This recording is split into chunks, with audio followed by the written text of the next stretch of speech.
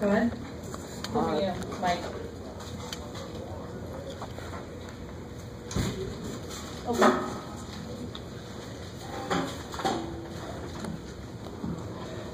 Jeremy, you really seized the opportunity tonight. You've played with a lot of confidence through the first 4 games of the season. What has been your development path, your time at Gonzaga so far after you transferred from Rice?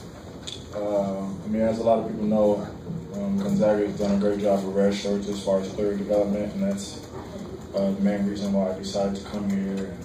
And, just doing my job. I know my job is just go to the offensive rebound. We knew Illinois was going to muck a lot of things up and play high, so just cutting to the basket and stuff like that. Go ahead. You guys pulled it out, but 22 turnovers. Definitely got a challenge tonight. How do you guys characterize, for both of you guys, how do you characterize how that game went and what that win means for you guys? 22 turnovers is definitely the most we've had all year, but right now we're going to focus our sights on Arizona, and then, when this whole thing's done, we'll go back and look at it and address those things. But, it's something we definitely have to clean up, and it's definitely not our goal. We have a goal, and we didn't reach it as far as turnovers today. Thanks, Jeremy. Anything to add, Rui? I think we had many turnovers today, but I think I gotta take care of the ball more, and then just have to be strong. And but it finished, so we have to play next game tomorrow. So we have to focus on that. Rob, left side. How worried were you guys getting as they were getting within 2 there down the stretch? A couple times Frazier goes off for 27 in the second half. Was there any concern when it got down to 2 there late?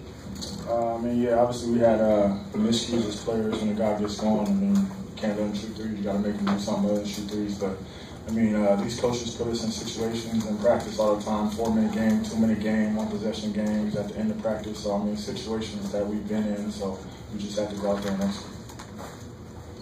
Yeah, he just said we practice those a stretch on the low. So he made two threes. So we have to go out more well, and then but I made a bad decision in the last minutes too, so I have to improve that part. Jeremy, the last 2 free throws, I don't know if either one hit the sides. What were you feeling at the line to try to put it away? You got 2 free throws, so I guess ice the game. Definitely thoughts going through your mind, but I shoot free throws all the time, work out all the time, so it's just a matter of going up there and doing what you've done so many times. So that's the only thing I was thinking about. Any other final questions for players? Rob?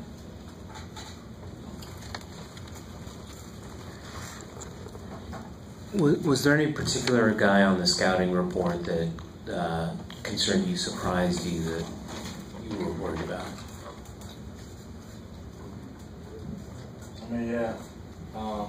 We're worried about all of them. They run that high spread action, so everybody's on. Obviously, you saw Frazier got it going tonight, and we knew that he was capable of that and didn't do a good job. So, Thanks, Jeremy. Anything to add, Rui?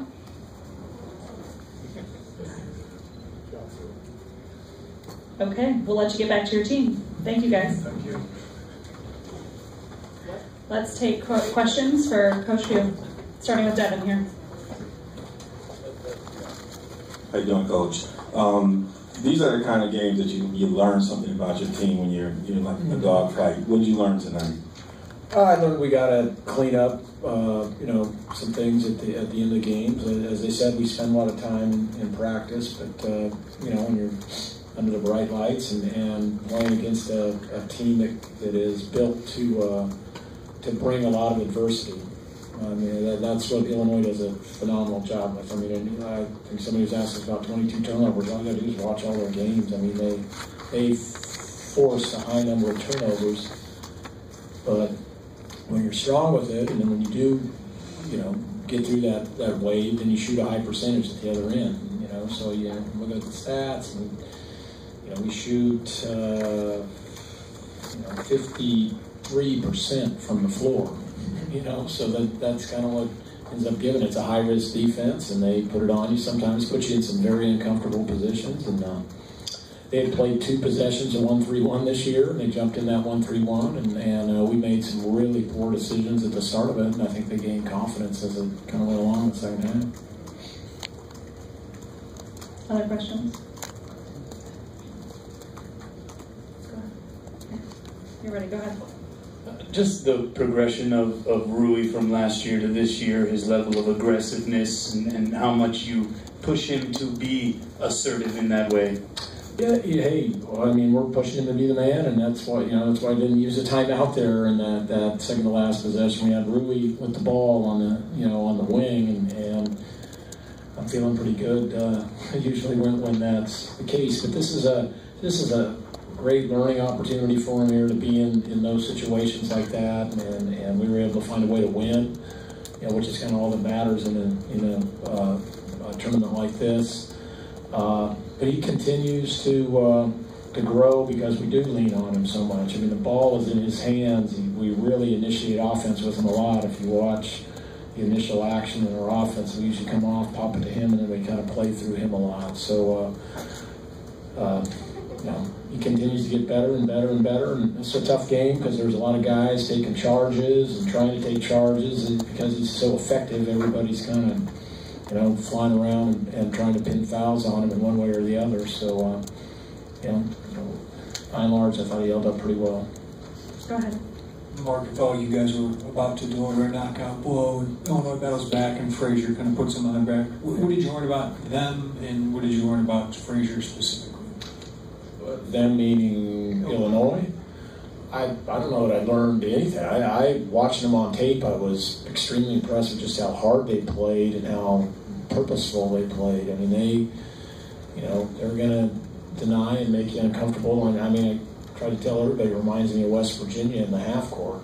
And, you don't really run your normal offense. You just kind of got to put the ball, and that's why you saw a lot of those downhill drives by our guards. It sometimes led to lanes, and sometimes led to some pretty crazy turnovers. But very impressed with how hard they play. The tough thing for us was they played a non-D1 and then a pretty non-competitive other Division I with Frazier, and then he was out in the Georgetown game, and we watched that pretty heavy. But we've obviously saw what he did last year shooting the ball, and he made some big shots tonight, some really, really big shots, and I was really impressed with the freshman post kid. He went to work on us also, so I think there's a lot to build on with them.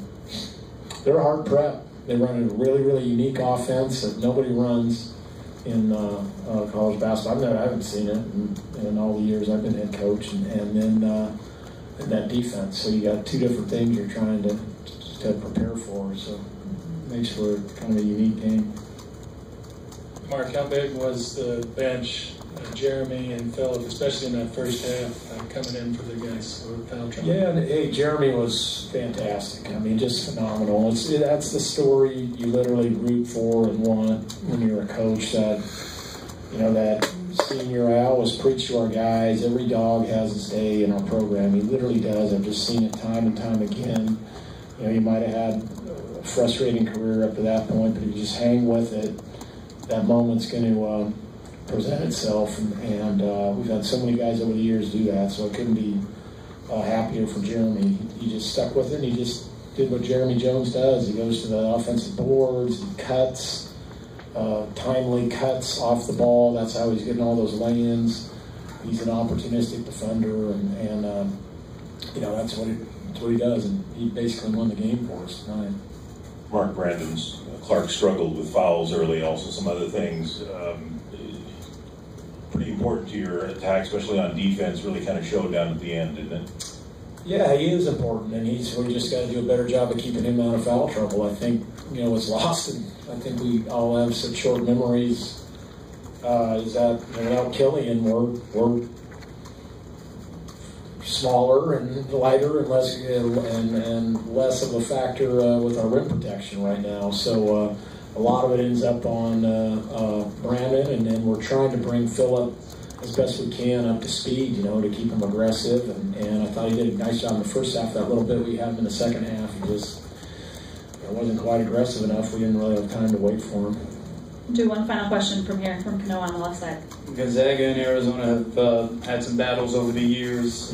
Tomorrow presents some intriguing individual matchups as well. What are you anticipating in that? Well, anytime you play Sean's teams, I mean, they're tough. They are tough. They're going to get right up in your grill, and they're going to guard you. They're going to guard your first action really well and your second action really well, and they're physical. And it looks to me like they seem to really be playing well together and have a lot of nice flow on the offensive end. I remember this summer when people were starting to write them off, and I kept telling the staff, like, I mean, they have like 6 or 7 5-star guys just because they played behind, you know, upperclassmen last year doesn't mean they lost all their ability. And Sean's done a great job putting it together. The transfer kid, the point guard, played phenomenal tonight, hit some big shots, much like Frazier did. So he's obviously on a roll. We'll have to deal with him tomorrow. But in this thing enough, and it's kind of like the NCAA tournament, all these games take on a new life of their own. So hopefully we'll be better down the stretch tomorrow, and we're looking forward to playing Arizona. Thanks for your time, Coach. Good luck tomorrow. Yep.